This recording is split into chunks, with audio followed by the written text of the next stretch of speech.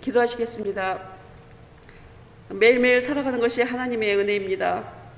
하나님의 은혜 안에서 벌써 올해의 반이 지나가고 있습니다. 지금까지 지켜주신 은혜 감사합니다. 우리를 붙들고 있고 우리가 놓지 못하는 많은 것에서 우리를 자유롭게 하시고 잃어버린 하나님의 구원의 감격과 감사를 다시 찾게 하여 주시길 간절히 바랄거도나옵니다. 오직 하나님의 은혜 안에서 존재 이유와 감사를 누릴 수 있게 하여 주시옵소서. 날마다 우리가 잘못한 것들을 용서하여 주시고 우리도 누군가 나에게 잘못한 것을 용서하는 사람이 되게 도와주시옵소서. 하나님은 우리가 어떤 상황에 있든지 다 아시고 이해하시고 어떤 좋은 것을 주실까 기다리고 계십니다. 하나님이 준비하신 것을 받기 전에 우리는 실망하고 포기할 때가 많이 있습니다. 산을 향하여 눈을 들리라. 나의 도움이 어디서 올꼬? 나의 도움이 천지를 지으신 여호와에게서로다. 하나님, 우리가 구하고 찾고 두드리고 간구하기를 기다리고 계십니다. 간구는 깊은 마음속 영혼의 호흡입니다. 너희는 먼저 그의 나라와 그의 의를 구하라. 그리하면 이 모든 것을 너희에게 더하시리라. 우리에게 좋은 것과 합당한 것을 주시고자 준비하고 계시는 정말 좋으신 성부, 성자, 성령 하나님 감사하고 사랑합니다. 우리 하나님은 좋으신 아바 아버지이십니다. 하나님 앞에 영광 돌립니다. 할렐루야. 예수님의 이름으로 간절히 기도드립니다. 아멘. 네, 감사합니다. 하나님 말씀 같이 읽겠습니다. 네, 오늘 하나님 말씀은 누가복음 9장 46절입니다. 누가복음 9장 46절에서 오늘 62절까지 보겠습니다. 네, 누가복음 9장 46절에서 62절까지입니다.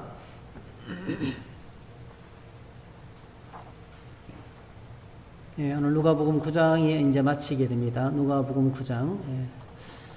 같이 읽으시겠습니다. 제자 중에서 누가 크냐 하는 변론이 일어나니 예수께서 그 마음에 변론하는 것을 아시고 어린아이 하나를 데려다가 자기 곁에 세우시고 그들에게 이르시되 누구든지 내 이름으로 이런 어린아이를 영접하면 곧 나를 영접함이요 또 누구든지 나를 영접하면 곧 나를 보내신 이를 영접함이라. 너희 모든 사람 중에 가장 작은 그가 큰 자니라.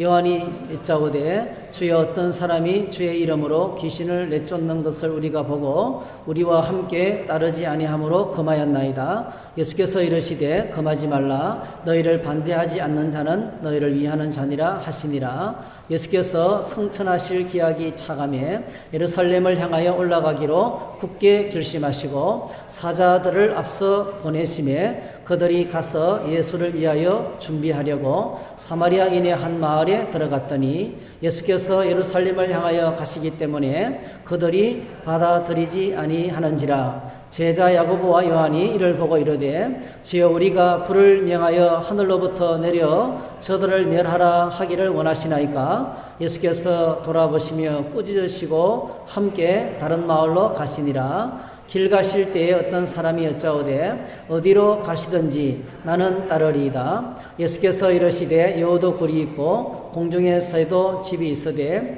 인자는 머리 둘 곳이 없도다 하시고 또 다른 사람에게 나를 따르라 하시니 그가 이르되 나로 먼저 가서 내 아버지를 장사하게 허락하옵소서. 이르시되 죽은 자들로 자기의 죽은 자들을 장사하게 하고 너는 가서 하나님의 나라를 전파하라 하시고 또 다른 사람이 이르되 주여 내가 주를 따르겠나이다마는 나로 먼저 내 가족을 작별하게 허락하소서. 예수께서 이르시되 손에 쟁기를 잡고 뒤를 돌아보는 자는 하나님의 나라에 합당하지 아니하니라 하시니라. 아멘. 네, 오늘 이 말씀을 가지고 십자가의 길 이런 제목으로 함께 말씀을 나누겠습니다. 잠시 기도하겠습니다. 하나님 찬송하고 기도 가운데 하나님께서 은혜를 주셔서 감사합니다. 주님, 날마다 저희들이 하나님과 친밀한 하나님 아빠 아버지를 찾으며 하나님과 함께 동행하며 하나님의 그 뜻을 붙들고 살아가는 저희 모두가 되게 해 주시기 원합니다. 이 시간에 우리를 향하신 하나님 아버지의 뜻이 무엇인지 말씀해 주시고 말씀을 붙들고 기도의 보좌로 나아가는 저희 모두가 되게 해 주시옵소서. 예수님의 이름으로 기도하옵나이다. 아멘. 아멘.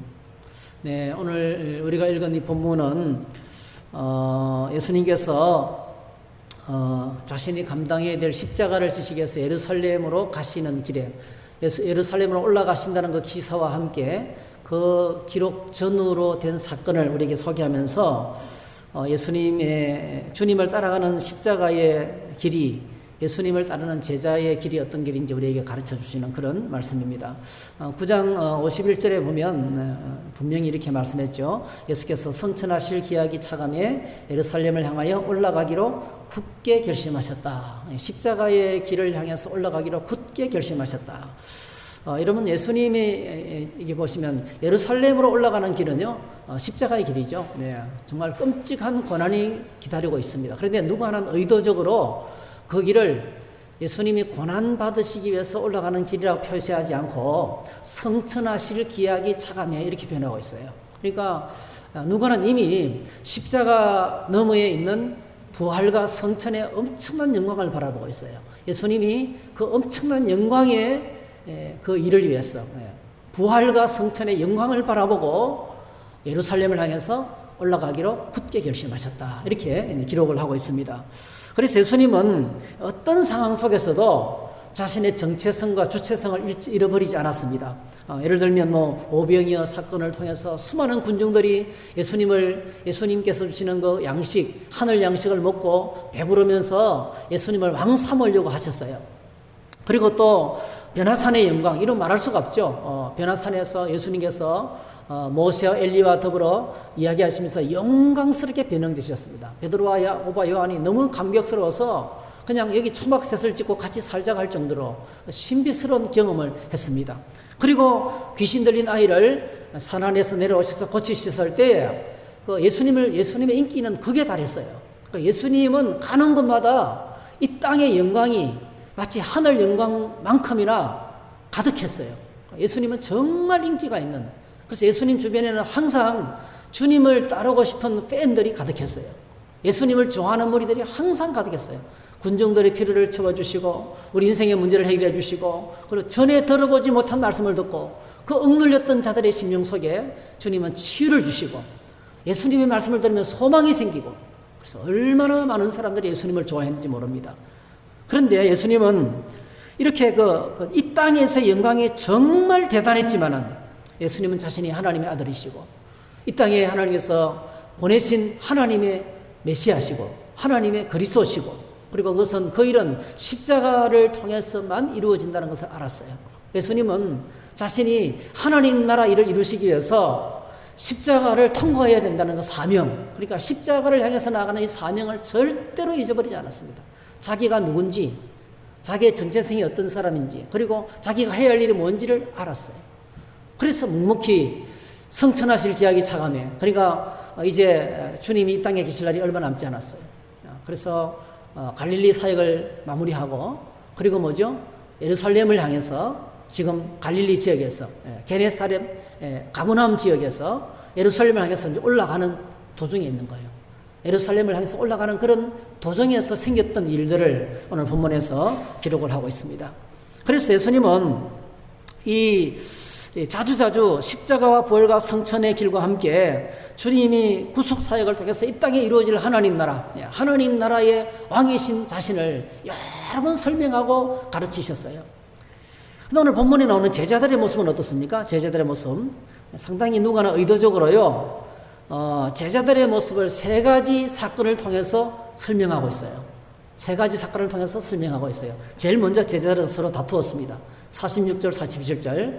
제자 중에서 누가 크냐 하고 변론이 일어나니 예수께서 그 마음에 변론하는 것을 아시고 어린아이 하나를 데려다가 곁에 세우시고, 그리고 말씀하셨어요. 누구든지 내 이름으로 이런 어린아이 하나를 영접하면 곧 나를 영접함이요, 또 누구든지 나를 영접하면 곧 나를 보내신 이를 영접함이라. 너희 모든 사람 중에 가장 작은 그가 큰 자니라. 이렇게 이제 가르쳤습니다. 예수님은 십자가를 향해서 올라가고 계시는데, 예루살렘 향해서 올라가고 계신 제자들의 마음속에는 예수님이 예루살렘에 올라가시면 왕이 되시고, 그리고 이스라엘 나라가 회복되고, 그리고 대단한 통치자의 영광의 자리에 앉으실 것이기 때문에 이 제자들은 그냥 끝없이 계속해서 자리에 다투었습니다. 주님이 정권을 잡으시면 누가 좌의정이 되고 누가 우의정이 되고 누가 첫째가 되고 누가 둘째가 되는지, 이게 관심이 많았어요. 그래서 온통 그 제자들의 마음속에는 이 자리 다툼으로 끝끝내 싸웠어요. 요한복음 15장에 보니까 예수님께서 마지막 만찬 자리에 올 때까지도 예수님은 제자들은 싸웠어요. 계속 다투는, 이 다툼이 한두 번이 아니고 끝없이 계속 다투는 그런 모습을 보게 했습니다. 여러분, 이 다투는 제자들의 모습이 어떤 모습이에요? 오늘 예수님께서 굉장히 오늘 본문에서 어린아이를 세워놓고 교훈하시잖아요. 이게 뭐냐면 제자들의 모습이 어린아이와 같다는 거예요. 네.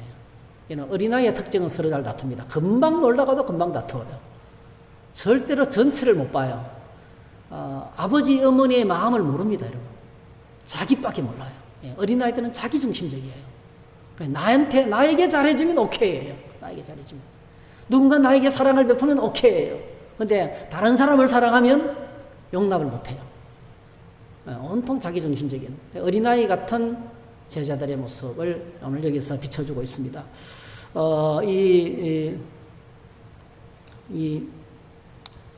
어린아이라는 말을 이제 사용하면서 예수님께서 교훈하고 계시는데요. 그럼 누가 어린아이냐? 누가 어린아이냐? 먼저 우리 자신을 좀 돌이켜봐야 되겠죠. 우리 자신을. 그리고 우리 주변에 있는 사람들도 돌이켜봐야 되겠어요. 그래서 우리 주님의 교훈을 가슴에 새겨야 되겠어요. 어쨌든 간에 제자들은 계속 다투었어요. 첫 번째 다투었어요. 그 다음에 49절 50절 49절 50절 제자들이요, 요한이 이제 예수님께 보고하는 거예요. 어떤 사람이 예수님의 이름으로 귀신을 내쫓는 것을 봤다는 거예요. 여러분 한번 상상을 해보세요. 한 사람의 심령이 귀신에 붙잡혀서 유린당하는데 얼마나 고통스러워요. 그런데 여러분, 누군가가 예수님의 이름 건세를 알고 예수님의 이름 건세로 귀신을 쫓아내 준 거예요. 여러분, 한 사람의 심령이 귀신에 묶여 있다가 자유케 됐어요. 잃어버린 자신의 삶을 되찾았어요.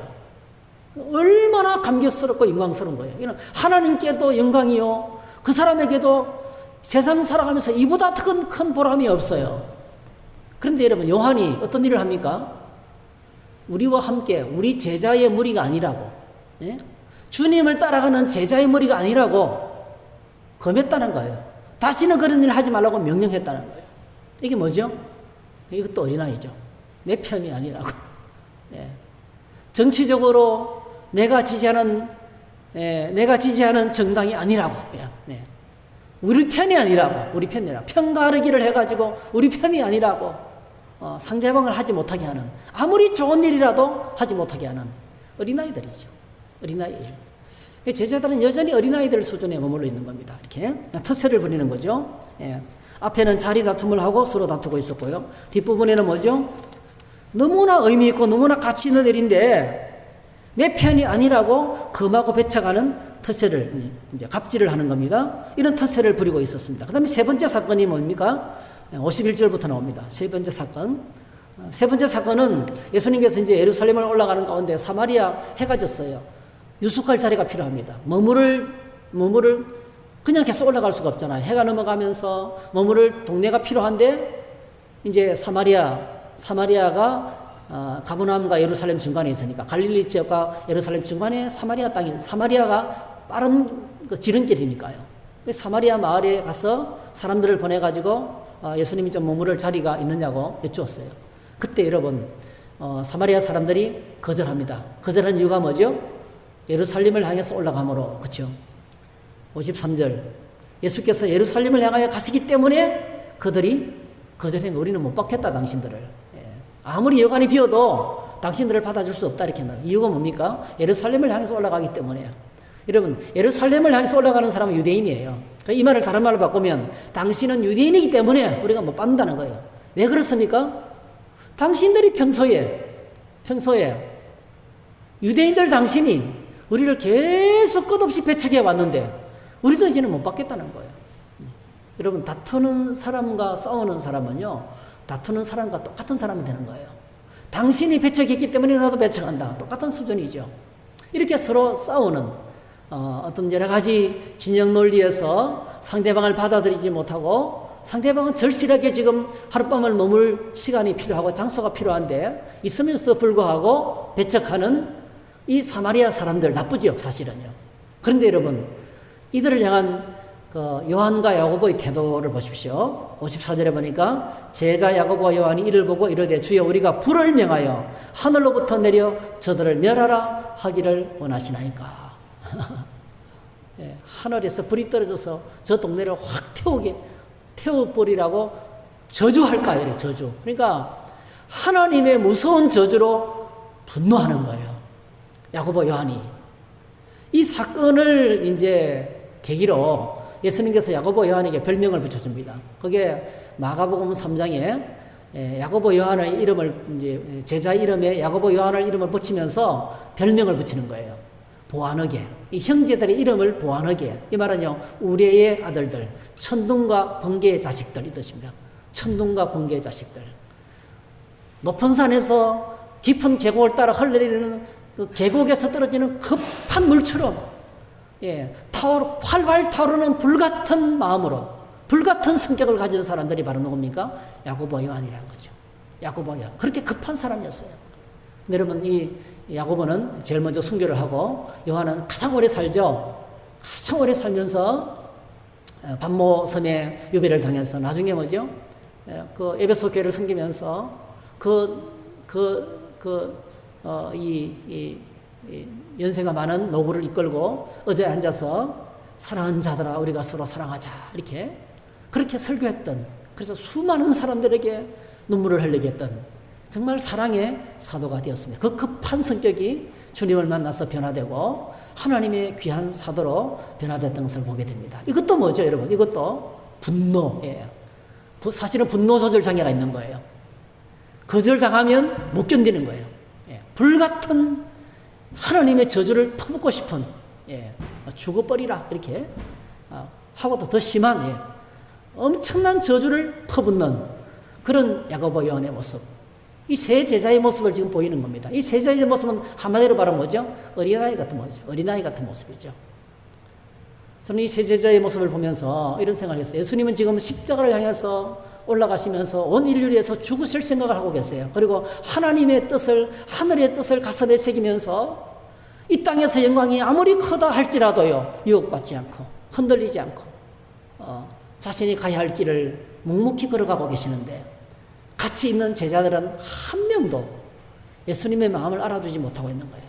그들은 온통 예수님 생각보다는 예루살렘에 올라가서 고난당하고 십자가에 못 박히고 부활하실 것을 말씀하시고 승천하실 것을 말씀했지만은 아무도 그 말씀을 받아들이고 이해하는 사람은 하나도 없었어요. 왜냐하면 자기 안에 자기 비전과 자기 영광과 자기 성공의 꿈이 너무 가득했어요. 자기의 것으로 가득 차 있었기 때문에 예수님의 마음에 전혀 안 들어왔어요. 그래서 여러분, 이런 제자들의 모습을 예수님은 한마디로 어린아이 같다 이렇게 말하는 것이죠. 어린아이. 그러면서 가르칩니다. 여러분, 아주 중요한 말씀을 가르치는, 이렇게 말씀하십니다. 우리 48절을 보시면 48절에 이렇게 말했습니다. 그들에게 이르되 누구든지 내 이름으로 이런 어린아이 하나를 영접하면, 한번 따라 하실까요? 이런 어린아이를 영접하면 곧 나를 영접하며, 이게 무슨 말씀이냐면요, 이런 말씀이에요. 오늘 우리 모두가 다 같이 사실은 우리가 예수님을 믿고 하나님의 뜻을 구하고 하늘 영광을 구한다는 이름으로 예배하고 신앙생활을 하지만은, 우리가 얼마나 하나님의 뜻을 깊이 내 뜻처럼, 내 인생의 목적처럼 그렇게 알고 섬기는 사람들이 얼마나 될까요? 제가 이 말씀 읽으면서 주님 곁에 있었던 제자들이 주님의 마음을 하나도 몰라주고 동상이몽, 길은 같이 걷고 있었지만 생각이 전혀 다른, 꿈도 전혀 다른 그런 제자들처럼 오늘 이 땅에 저를 포함해서 많은 크리스찬들이, 엄청나게 많은 크리스찬들이 하나님의 뜻하고는 상관없이 내 욕심을 채우고 내 목표를 이루고 내 이념을 이루고 내 영광을 위해서 얼마나 살아가는지 모른다는 생각이 들었어요. 그래서 참 부끄럽더라고요. 주님, 나도 어린아이입니다. 주님, 저도 어린아이입니다. 이런 생각이 많이 들었어요. 그리고 오늘 주변에 정말 주님을 생각하면서 하나님을 섬기는 사람들이 얼마나 될까? 예수님께서 말씀하신 인자가 올 때 정말 믿는 자를 보겠느냐 이렇게 말씀하십니다. 끝까지 남아서 하나님 나라를 걱정하고 하나님의 뜻을 구하고 하나님의 이름의 영광을 구하는 사람이 얼마나 남아있을까 이 땅에. 분명한 것은 많지 않다는 거예요, 여러분. 오늘 저와 여러분들이 우리가 이 땅을 살아가면서 끝까지 마지막 순간까지 하나님의 의를 구하고 하나님 나라를 구하는 하나님의 사람들이 되시기를 주의 이름으로 축복합니다. 그런 사람들 속에 들어갔으면 참 좋겠어요. 그런데 여러분 놀랍게도요, 오늘 이 말씀은 이런 말씀이에요. 우리가 어린아이 같다 할지라도, 우리가 어린아이 같다 할지라도 예수님은 어린아이 같은 우리를 끝까지 품으시는 거예요. 오늘 그 뜻이에요. 사실은요, 내가 너희들이 어린아이처럼 싸우고 어린아이처럼 엄마 아버지 뜻도 모르고 어린아이처럼 자기 영광의 자리만 구하고 있지만은, 그러나 내가 끝까지 너희들을 품겠다. 여러분 그 결과 어떻게 됐어요? 예수님께서 끝까지 한 번도 제자들을 포기하지 않으셨어요. 성경의 기록에 보면 예수님께서 끝까지 제자들을 사랑하시니 그렇게 말씀하셨어요. 그때까지 주님의 마음을 이해하는 사람이 없었어요. 아니 심지어 이런 마태복음 28장에 보면요, 예수님께서 십자가에 죽으시고 부활하시고 성천하시기 직전까지요, 제자들이 예수님을 안 믿었어요. 제자들이 주님을 믿지 못했다고 했습니다. 그러나 그럼에도 불구하고 주님은 기다렸어요. 기다리고 그들을 위해서 기도하시고, 그리고 마침내 뭐죠? 성령을 보내주시고, 하나님의 성령이 임하니까 그들이 뭐죠? 나가서 놀라운 일을 했어요. 예수님보다 더 큰 역사를 일으켰어요. 온 땅에 하나님의 복음을 해서 자신의 몸을 던지는 정말 훌륭한 사도로서의 역할을 감당하고 초대교회 기둥 같은 인물들이 됐던 것을 보게 됩니다. 그래서 여러분, 저는 이 말씀 속에서 얼마나 큰 위로가 되는지 몰라요. 우리가 아무리 어린아이 같다 할지라도요, 우리가 아무리 보잘것없다 할지라도 주님은 홀로 묵묵히 주님의 길을 걸어갔어요. 그리고 뭐죠? 기다렸어요. 어린아이 같은 저와 여러분들을 기다려 주셨어요. 그래서 이런 어린아이 하나를 영접하면, 나를 영접하며, 나를 영접하는 자는 나를 보내신 아버지를 영접하며, 이게 사실은 뭐죠? 우리를 위한 복음이에요. 그래서 오늘 저와 여러분들이 낙심하지 말아야 됩니다. 우리들 주변에 둘러봐도 정말 믿음을 가지고 하나님을 섬기는 사람들이 많지 않습니다, 여러분. 믿음을 가지고 하나님을 섬기는 사람들이 많지 않습니다. 오늘도 꽤 큰 교회 부교육자 한 분이 커피 나눔 전도 이제 교육에서 열심히 하고 있는데, 이제 재료를 가지러 왔다가요, 컵을 좀 200개를 달라 해서 제가 컵을 드렸어요. 제가 없는 사이에서 이 사람을 만나면서 그 안에 있는 답답한 마음을 막 털어놓는 거예요. 너무나 사역하기 힘들다는 거예요. 부교육자인데. 주변을 둘러보면 믿음 없는 사람이 없다는 거예요. 그래서 교회가, 이 말세의 교회가요, 이렇게 말씀이 홍수처럼 흘러넘치고 성경을 들고 다니고, 여러분, 예수님 당시에는 성경을 들고 다닐 수가 없었어요. 성경을 들고 다니고 휴대폰 속에 넣고 다니고, 그리고 여러분 마음만 먹으면 인터넷 유튜브에서 엄청난 설교를 듣고, 근데 여러분 정말 은혜 가운데 성령 충만하면서 하나님을 위해서 헌신하는 사람들이 많아져야 될 거 아니에요. 근데 없습니다, 여러분. 없다는 거예요. CBS에서 제가 한 분의 강의를 듣는데요, 정말 훌륭한 목사님이세요. 그분이 그러시는 거예요.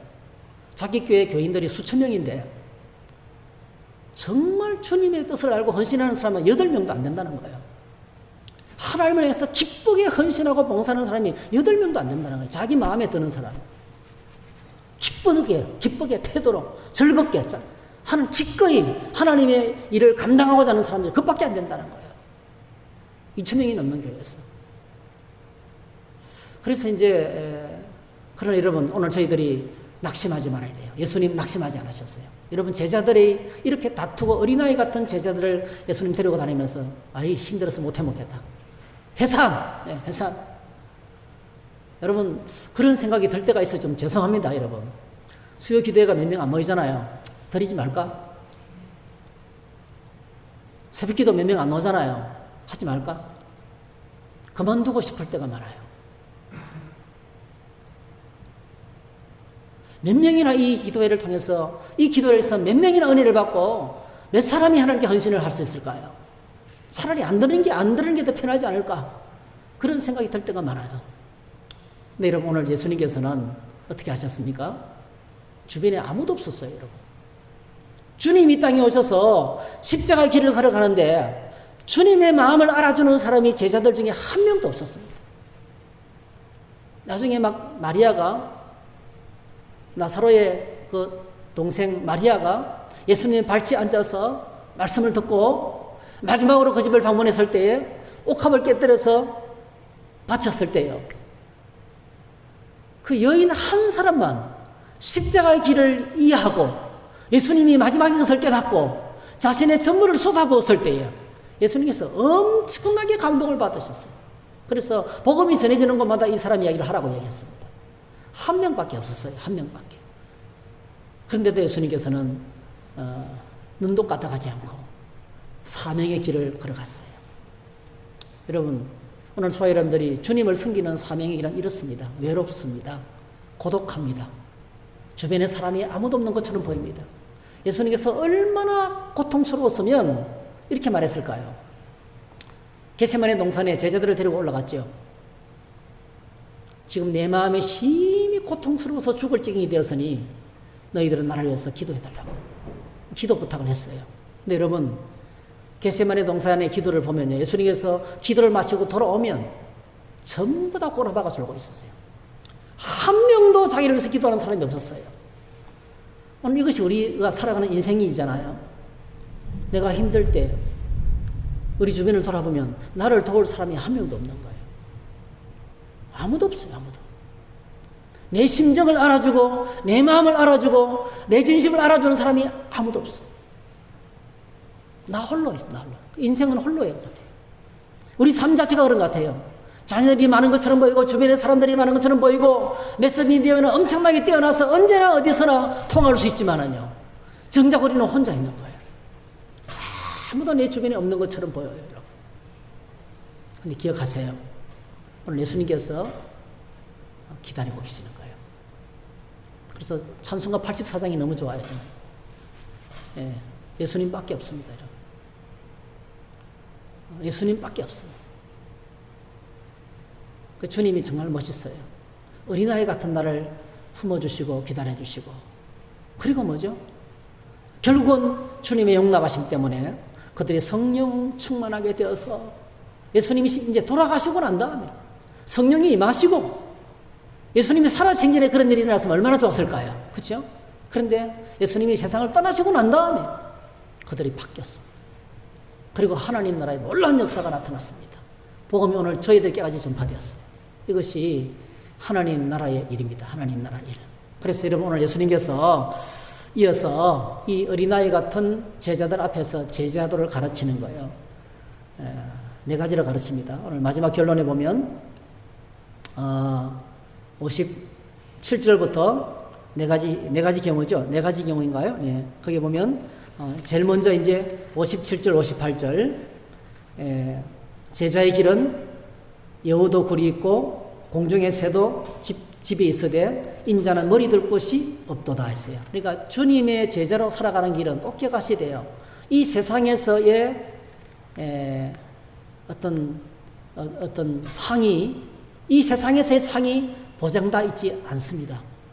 예수님의 제자의 길은 예수님을 따라가 봤자 예수님 집도 절도 없는, 짐승들도 자기 집이 있지만은 예수님 머리 둘 곳이, 편하게 발 뻗고 누워 잘 집도 없는 가난한 분이셨다는 거죠. 그러니까 우리가 주님을 따라가면서 이 땅에서의, 주님의 제자가 되는 것은 이 땅의 삶이 아니에요, 여러분. 제가 오늘도 우리 한기복 권사님 갔더니 이제 뭐 거의 의식이 없어요. 기력이 없어요. 기력이 없어요. 눈을 뜰 힘이 없는 거예요. 말씀을 할 힘도 없어요. 손을 움직일 힘도 없어요. 그래서 제가 앞부분에서 전안에서 내려오신 목사님이 예배를 인도하고 있어서 가만히 기다리고 있다가 제가 가서 말씀드렸어요. 너희는 마음에 근심하지 말라. 권사님 마음에 근심하지 마십시오. 하나님을 믿으니 또 예수님을 믿으십시오. 우리 예수님께서 권사님을 위해서 거할 곳을 준비해놓고 기다리고 계십니다. 그러면서 그 예수님께서 길이요 진리요 생명 되신 예수님을 전하고, 그리고 요한복음 5장 24절 말씀을 읽어드리면서 격려했어요. 그랬더니요, 그 힘없는 아무 말도 못하시는 분이 몸을 움직이면서 내 손을 꽉 잡는 거예요. 꽉 잡는 거예요. 얼마나 이 느낌이 전율이 오는지 모르겠어요. 여러분, 그 마지막 생의 순간에 붙잡을 수 있는 것이 아무도 없어요. 가족들도 못 도와줘요. 나 홀로 마지막을 맞이해야 돼요. 그때 여러분 가장 기쁜 소식이 주님이 당신을 살아가시고 천국이 기다리고 있고 그리고 하나님의 평강이 함께 하시고 하나님의 천사들이 당신과 함께 하실 것이라는 바로 그거예요. 그 누워 계신 모습을 보면서 여러분 우리는 있습니다. 그게 우리의 모습이에요. 어느 날 갑자기 그 모습이 내 모습이 될 거예요. 우리 인생이 바로 그와 같다는 거예요. 그래서 여러분 꼭 기억하시면 좋겠어요. 주님을 따라가는 길은 이 땅에서의 영광이 아닙니다. 이 땅에서의 영광에 사로잡히면 그 기복주의에 사로잡히면 신앙을 지킬 수가 없습니다. 그 다음에 두 번째로 59절 또 다른 사람에게 나를 따르라 하시니 그가 이르되 나로 먼저 가서 내 아버지를 장사하게 하옵소서 하니까 예수님께서 허락하지 않았어요. 이게 무슨 뜻입니까? 주님의 제자로 걸어가는 길은요, 여러분 아버지가 돌아가시고 형제가 돌아가시고 가족이 돌아가시는데도 장례식에 참석하지 않아도 될 자유가 주어지는 사람은 딱 두 종류였어요. 하나는 나시린이고 하나는 제사장이에요. 나시린과 제사장은요, 가족이 세상을 떠나도 장례식에 참석하지 않아도 돼요. 이 말씀 무슨 말씀이냐면은 주님의 제자로 부름을 받았다면요, 이 땅에서 하나님께 거룩하게 구별받은 특별한 사람으로 세상 일에 얽매이지 않고 자유롭게 주님을 구별된 사람으로 살아가라는 뜻입니다. 구별된 나시린으로 살아가라는 뜻입니다. 예수님의 제자가 되기 위해서는 이것저것 다 관여하다 보면은요, 주님 따라가는 일을 할 수가 없다는 거예요. 여러분, 예수님 지금 어떤 상황에서 말씀하고 계시는 거예요? 이제 얼마 있지 않으면 십자가에 못 박히시고 더 이상 가르칠 수 있는 기회가 없는 거예요. 그래서 너무나 짧은 시간에, 얼마 남지 않은 시간 동안에 주님을 따르는 일에 집중하라는 거예요. 아버지가 돌아가셔도 나를 따르라는 거예요. 엄청난 요구를 하시는 거죠, 사실은. 이게 바로 뭐냐 합니까? 저와 여러분들은 주님 안에서 왕같은 제사장으로 하나님 앞에 구별된 나실이라는 거죠. 구별된 나실인, 죽음을 가까이 하면 안 되는 나실인으로 살아야 된다는 것입니다. 그래서 우리가 꼭 기억하셔야 돼요. 여러분 한번 따라하실까요? 하나님께서 하나님의 일을 위해서 나를 선택하시고 구별하셨다. 할렐루야. 그렇게 믿으셔야 돼요. 얼마나 큰 특권인지 몰라요. 저는 이 특권 속에 삽니다. 누가 뭐라 그래도 하나님께서는 저를 목사로 세우시고 이 일을 맡기셨다는 거예요. 하나님께서 나를 부르시고 나시린으로 이 일을 위해서 살라고 맡기셨다는 거예요. 그래서 무너지지 않습니다. 아무리 많은 도전을 받아도 무너지지 않습니다. 왜? 하나님 붙들기 때문에 그렇습니다. 여기 나시린으로 살아가는 거예요. 그 다음에 세 번째 61절 말했습니다. 또 다른 사람이 이르되 주여 내가 주를 따르겠나이다마는 나로 먼저 내 가족을 작별하게 허락하소서 하니까 예수님께서 손에 쟁기를 잡고 뒤를 돌아보는 사람은 하나님 나라에 합당하지 않다 이렇게 말했습니다. 이건 뭐죠? 모든 삶의 첫 번째 우선순위가 주님을 따르는 일이 되어 있다는 거예요. 예수님의 제자는 십자가의 길은 그 어떤 순서보다도 예수님을 따르는 것이 먼저가 되어야 된다는 거죠. 심지어는 여러분 이렇게 말했습니다. 가족을 사랑하지 말라는 뜻이 아닙니다, 여러분. 가족을 향한 책임을 감당하지 말라는 뜻이 아니에요. 그 책임보다도 주님을 따라가는 것이 먼저 되어야 된다는 거예요. 우선순위가 먼저 되어야 된다는 것입니다. 이게 먼저 하나님의 나라를 구하고 하나님의 뜻을 구하는 것이 되어야 된다는 그런 말씀을 하시면서 예수님께서 제자들을 말씀하셨습니다. 누가복음 14장에서 이렇게 말했어요. 물은 내게 오는 자가 자기 부모와 처자와 형제와 자매와 더욱이 자기 목숨까지 미워하지 아니하면 너희 내 제자가 되지 못하고 누구든지 자기 십자가를 지고 나를 따르지 않는 자도 너희 내 제자가 되지 못한다. 그렇게 말씀하셨습니다. 말씀을 마치겠습니다. 여러분, 그 카일 아이들먼이라는 미국 사우스 이스트 교회의 교회 목사이신 젊은 목사님이세요. 이 카일 아이들먼이라는 목사님이 쓴 유명한 책이 있어요. 책 제목이 Not a Fan입니다. Not a Fan. 우리는 팬이 아니다. 그래서 우리나라 말로는 팬입니까? 팬인가? 제자인가? 이렇게 했어요. 그래서 이 Not a Fan 이 무브먼트가 미국에서는 엄청납니다. 그래서 주님을 따르는 제자로서 팬이 아니고요. 여러분, 팬은 어떻습니까? 예수님의 인기를 따라가는 거죠. 오늘 이 땅에서 예수 믿는 것을 무슨 하나의 세상의 트렌드처럼 팬이 되어서 따라가는 것처럼 제가 어떤 가수를 좋아하는 열성 팬을 알고 있거든요. 모든 일을 하시는데 일하는 목적이 그 팬 사인회에 참석하고 그 팬과 함께 여행을 하고 그 팬과 함께 그 투어하는 게 목적이에요. 예. 모든 걸 다 거기 쏟아붓더라고요. 얼마나 좋은지 모르겠다고요. 여러분, 오늘 저희들이 예수님을 팬으로 따라가면 안 돼요. 주님을 따르는 제자는 이렇게 삶의 우선순위를 목적에 두고 어린아이 같은 나를 끝까지 참고 용납하시는 그 주님을 따라서 우리들도 저희들 주변에 있는 사람들, 나보다 부족하다 할지라도 끝까지 참고 인내하면서 나를 받아주신 그 주님의 마음을 갖고 또 다른 사람을 품고 섬기는 그 사역을 묵묵히 감당할 때 이것이 진짜 주님을 따라가는 제자의 길인 줄로 믿습니다. 오늘 저와 여러분들이 이 십자가의 길을 함께 손잡고 걸어가는 하나님의 가족이 되시기를 주의 이름으로 축복합니다. 할렐루야. 기도하시겠습니다. 사랑의 주님, 예수님을 따르는 진실한 제자로 살아갈 수 있도록 저희들을 도와주시옵소서. 예수님의 이름으로 기도하옵나이다. 아멘. 함께 찬송 드리겠습니다. 지난 주간에 우리가 불렀던 찬양인데 아니네, 바꿨네요. 442장 우리 함께 찬양하겠습니다.